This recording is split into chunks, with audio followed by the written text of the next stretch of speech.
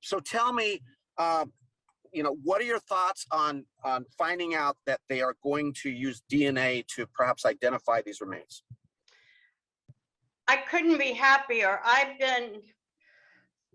It's been a long, many decades, but I still hadn't given up on finding my brother's body. And about every 3 years, I would go to Calaveras or someone in Sacramento and try to raise hell for them to look further for my brother.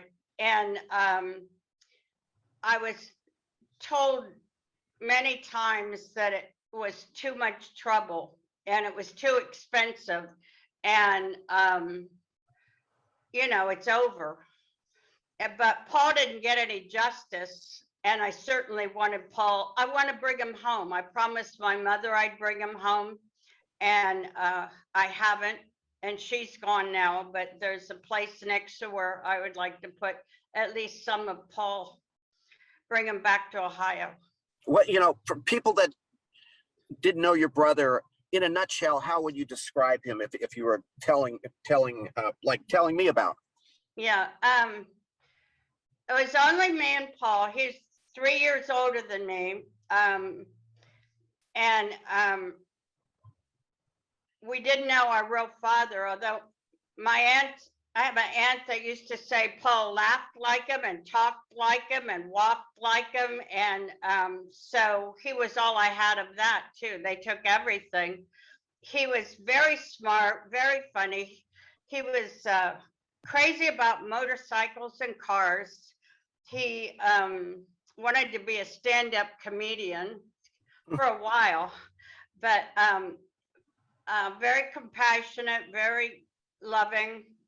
And we were this close.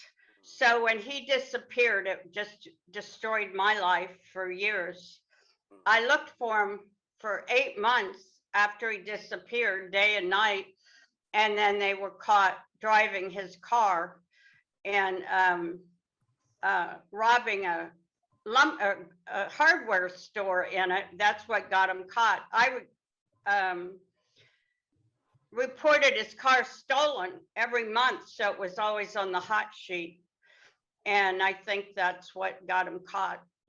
So when they were actually arrested, they were in your brother's car? Right. They had Wow.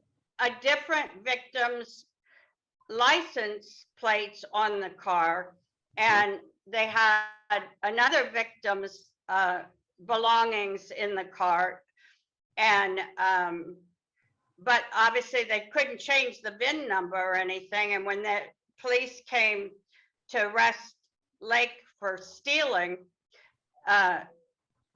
Ing ran off, but so they ran the VIN number on the car and found it tied into Paul. And so they impounded it and took it to South San Francisco police station. What kind of car was it, Sharon? 1980 Honda Prelude. Paul had an ad in the Chronicle to sell it, and that's how he didn't know him from anything. That's how they tied up with him, and they came and took a test drive, and then Lake thought he looked enough like Paul to use his ID, so that's why they came back to steal the car and to kill him. Where was that at? What city? They were robbing South San Francisco Lumber Company in South San Francisco. South San Francisco. Right below the lumber city. And pardon? And what? Where was your brother living at the time he sold the Prelude? In the marina. In San Francisco, there. Okay. Yeah. And I went to college. We were living in the city, and so then when he wasn't home, his girlfriend Marilyn called me to see if anything had happened, family, if I was all right. And I said, sure.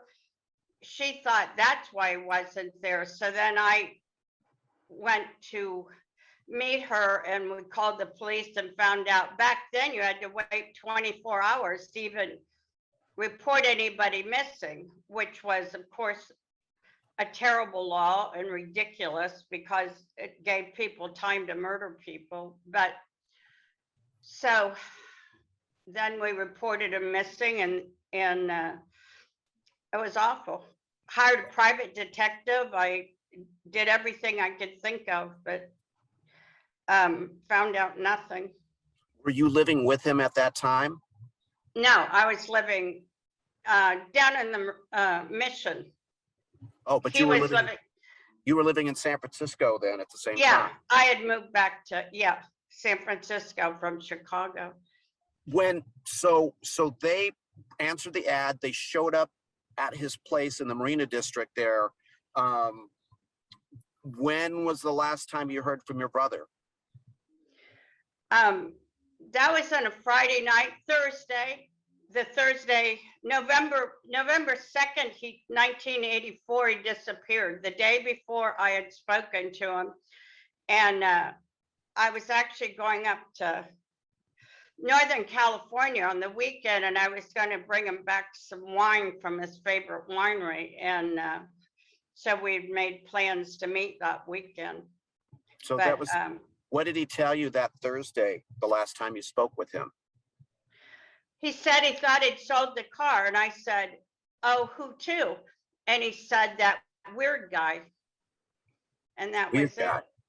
And did he Yeah. say any more about what he meant by weird guy? No, just that weird guy. That's the same thing he told Marilyn, his girlfriend, that he was supposed to meet that night too, that it was. And Paul wouldn't deliver a car unless he was a car salesman, unless it was to a good looking girl. But so I know he wasn't delivering the car. They came to the apartment house. When you spoke to him, was it in person or on the phone? Pardon? When you spoke to him last, was it in person or on the phone? No, on the phone. On the phone. So Yeah. he was a car salesman there in the city?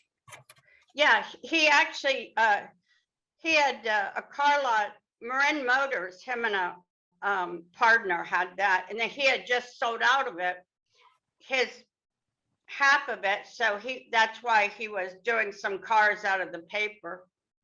But Oh, he sold his half of Marin Motors and then got out of selling cars. So he sold some of the cars. he got out of the business Okay. that he had, with his dissolved the partnership with his partner for the lot, because he was thinking about making some life changes. He wasn't sure what he wanted to do next. He was only 39.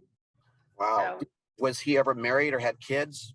no, he was gonna, he had told me, Marilyn, his girlfriend, he was gonna take her on a trip in the spring and ask her to marry him.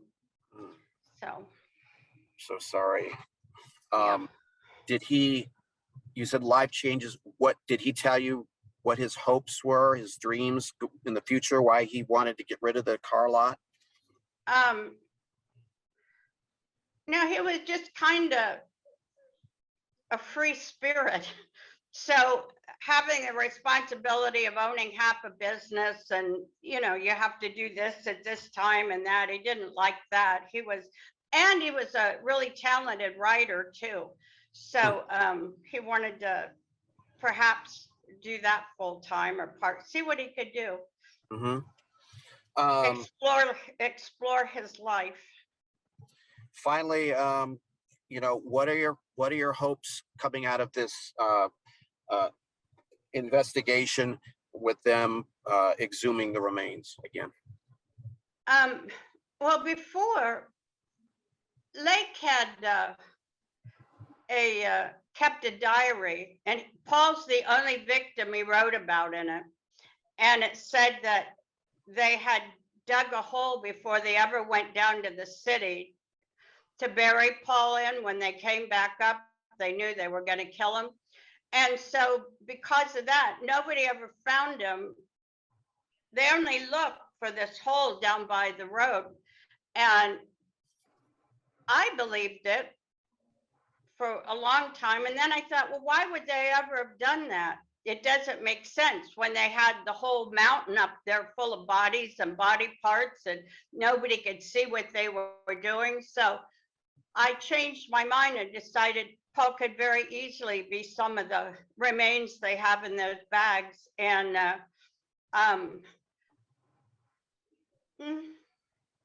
I just don't want him in those killing fields for the rest of eternity. I want him back here in Ohio, and I want him next to Mother. And it may take my whole life. It's taken 36 years, but that would make me happy.